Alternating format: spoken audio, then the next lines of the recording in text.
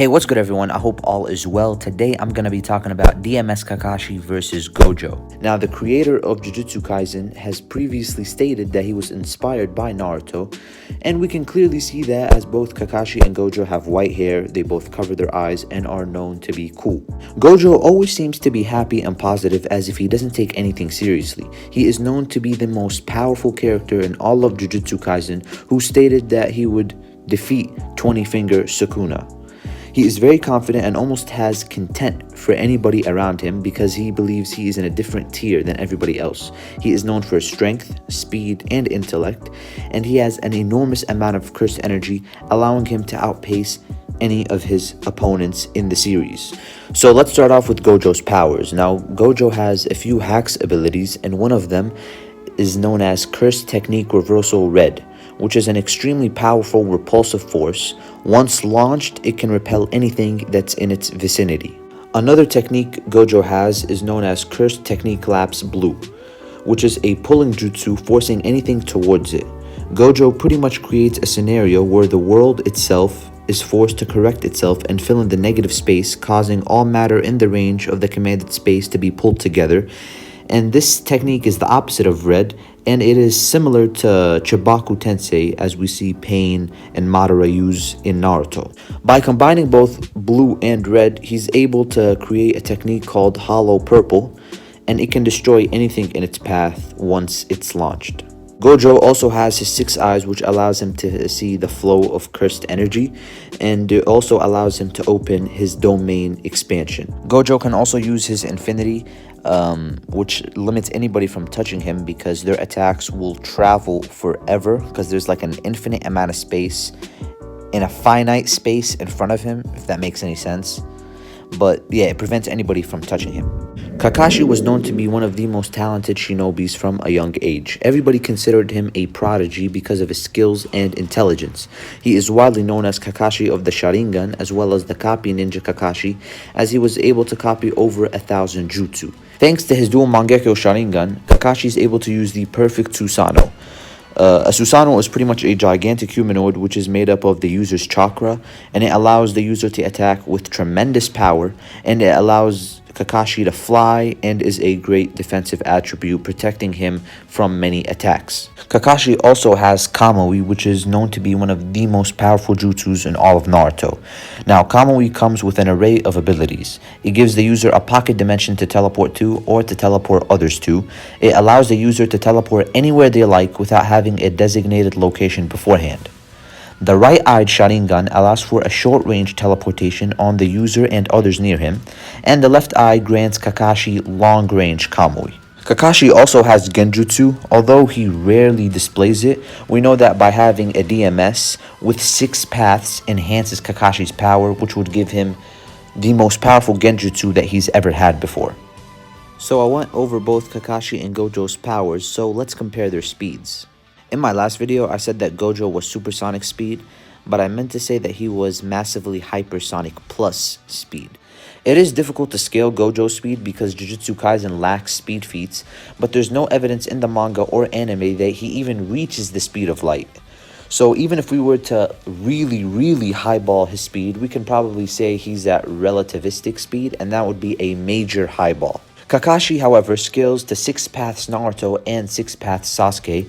Now, Naruto is able to react faster than the speed of light, which was proven when he dodged Madara's lightning release attack from point-blank range.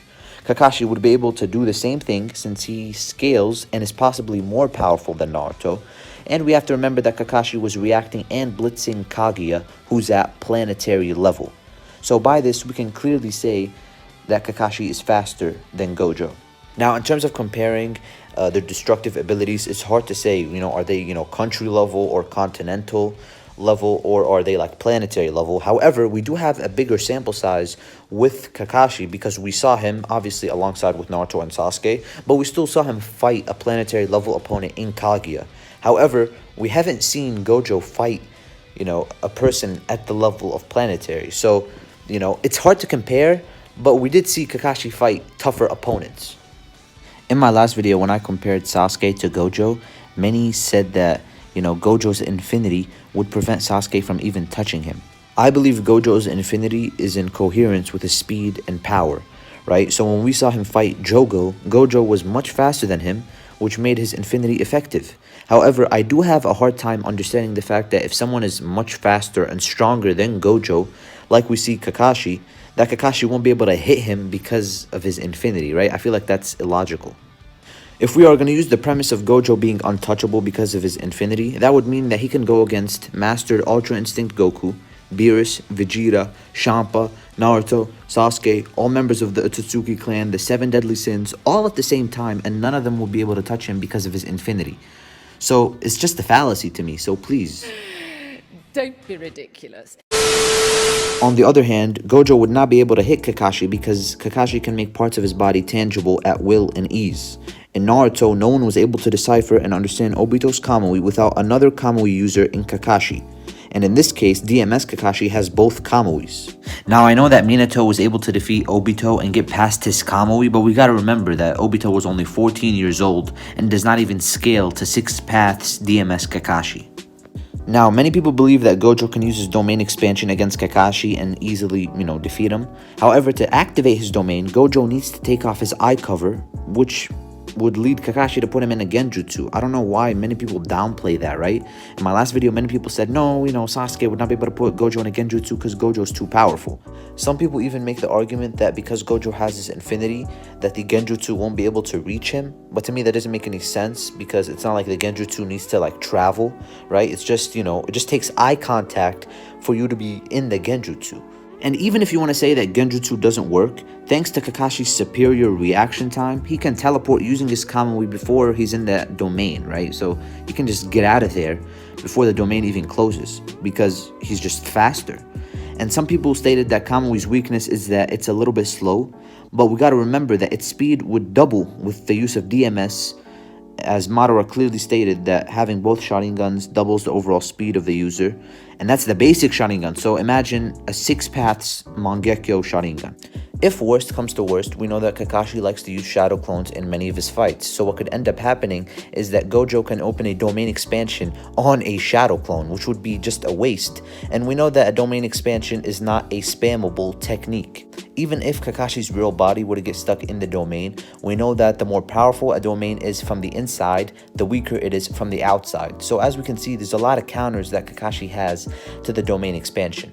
So to conclude this video, I believe that Kakashi would take this battle because of his superior hacks abilities, power, and speed. However, if Gojo fans still want to overplay the Limitless by saying Gojo can't be touched even by someone who's superior to him in all categories, then I guess this fight would be 2 guys punching the air.